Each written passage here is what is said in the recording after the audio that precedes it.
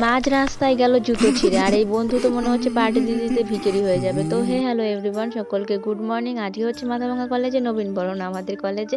তো আমরা সবাই মিলে ঠিক করেছিলাম যে আজকে যাব। তো এই তো কথা মতো বেরিয়েও পড়েছি, আর এই তো দোলং মোড়ে চলে এসেছে। আর আমার বান্ধবীর কাণ্ড দেখো, বাস আর পায়নি, এসি বাসে উঠেছে, যেখানে ভাড়া বেশি সেখানেই।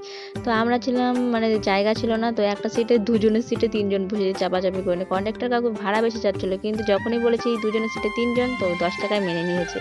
তো যাই হোক, অনেক করে নিয়ে আমরা চলে এসেছি কলেজে। আর কলেজটা এখন অতটা ভিড় নেই, ফাঁকাই আছে। আমরা আগে আসার কারণ হচ্ছে যাতে একটু বেশি টাইম স্পেন্ড করতে পারি, এর জন্যই। আর যেন আর আমি আর আমার বান্ধবী এসে তো প্রচুর ফটো রিলস করেছি, এগুলো ইনস্টাগ্রামে পেয়ে যাবে।